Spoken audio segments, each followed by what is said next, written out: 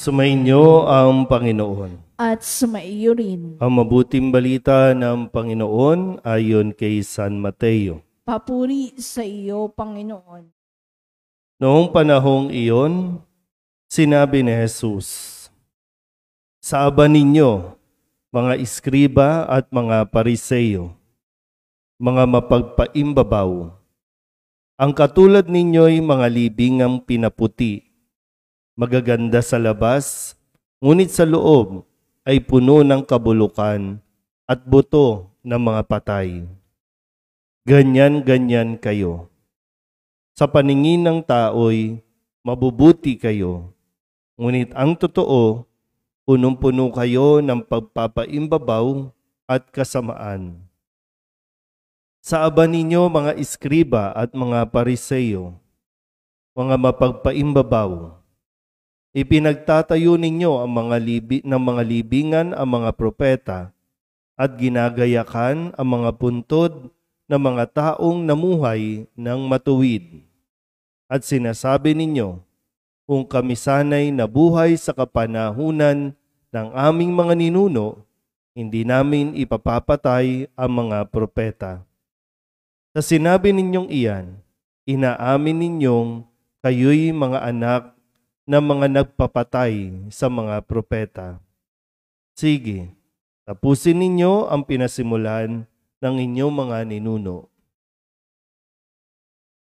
Ang mabuting balita ng Panginoon. Pinupuri ka namin, Panginoong Hesukristo. Umupo ang lahat. Isang mapagpalang umaga po sa inyong lahat.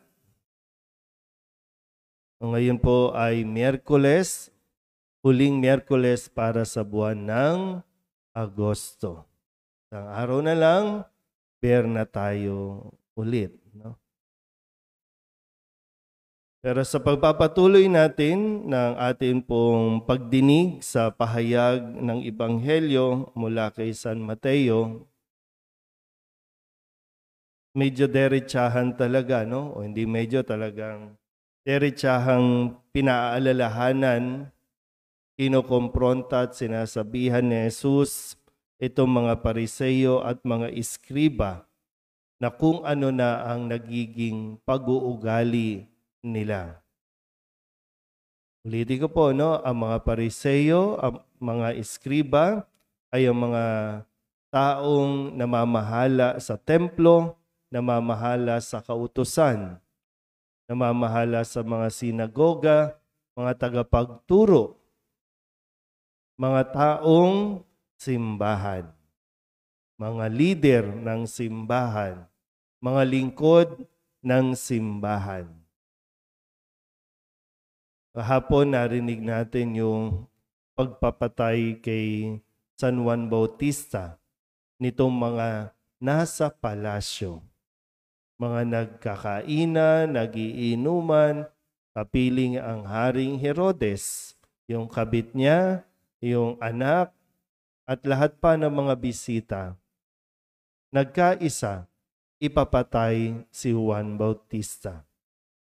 Mga magagarang kasuotan, pero ang pag-iisip ay tungkol sa pagiging makasarili, tungkol sa pagpatay. So ano ang pinagkaiba ngayon ng mga nasa palasyo sa mga nasa sinagoga, sa mga nasa templo, sa mga nasa simbahan? Sabi dito, no, sa paghahalin tulad, sabi, para kayong mga libingang pinaputi. Sabi ko, malapit na ulit ang bear. Pagdating ng October, November, pipinturahan natin ulit ang mga nicho, ang mga libingan. Tatabasan na ulit para maging maganda sa pagbisita ng mga tao. Pero ito yung pagkahalin tulad ni Jesus sa mga pariseyo at mga iskriba, para kayong libingang pinaputi. Maganda sa panlabas, makulay kung titingnan ng mga tao, pero sa loob, puro buto at kalansay o mga nabubulok ang laman. Kung halimbawa lang po, no, Isa tayo sa mga naroroon sa panahon nitong Ebanghelyong ito. Ano bang mararamdaman natin na ihalintulad tayo sa isang libingan? Sabi pa nga, no? Mga mapagpaimbabaw. Pag sa Ingles, binasa natin ito, ang salita ay hypocrite. Hipokrito. Ano ba pag sinabing hypocrite? Sabihin nyo nga po, hypocrite. Pag hypocrite, ito ay mga stage actor. Mga nagpapanggap. Mga artista. Nag-aarti-artihan. Pretending. Kunyari, ito sila, pero hindi naman. Ganun yung artista. Stage actor. At pinapaalala ito sa atin para hindi natin ipagpatuloy ang ganitong pag-uugali. Baka tayo din, di natin pinapansin ang ating mga sarili. Mga lingkod tayo ng simbahan.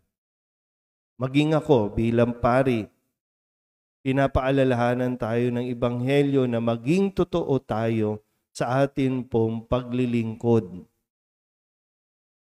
Alam naman ng Diyos, alam ni Jesus, tayo ay makasalanan.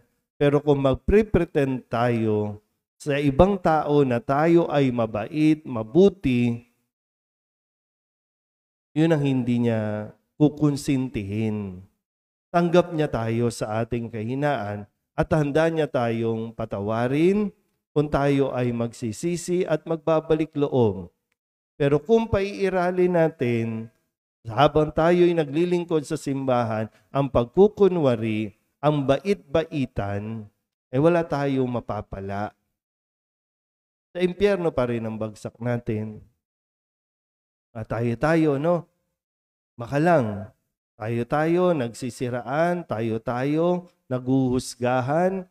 Tayo, ang nagiging dahilan ng hindi pagbabalik ng ibang tao sa simbahan. Kasi yung feeling natin na, ay banal na tayo, mabait na tayo. Kaya kapag may nagkakasala sa iba, mahirap para sa atin ang tanggapin sila. Mas madali sa atin ang magtaboy kaysa ang tumanggap.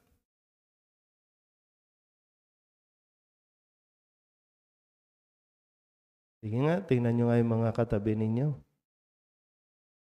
Tingnan nyo na. Ito na huling tingin nyo, no? Minsan masakit talaga marinig ang katotohanan. Sampal ito sa atin kapag sinabihan tayo ng katotohanan, masasampal ka at kapag nasampal ka, aaray ka talaga. Pero sinasampal tayo para magising tayo habang may panahon pa. Baka ulitin ko, no, pag nilayan natin. Ano ba, para ba tayong libingang pinaputi? Maganda sa paningin? Banal-banalan tayo? Ano ba yan? Santong kabayo? Banal na aso? Mga hayop kung magturingan, ang iasal, parang hayop. Pero kapag nandito tayo sa misa, ay talagang napakababanal natin. Pero pagkatapos ng misa, ayun, doon tayo talaga. Sakit man, pero yun ang nagiging totoo. Baka yun ang katotohanan natin. Maganda sa panlabas, pero nabubulok sa loob. Kaya patuloy natin, no, hilingin ang grasya mula rin sa Panginoon para talagang mailabas natin muna ang katotohanan natin. Kasi hanggat di natin nakikita ito, hindi natin maitatama kung ano yung mali sa atin. Sa sarili muna natin bago sa ibang tao. Amen?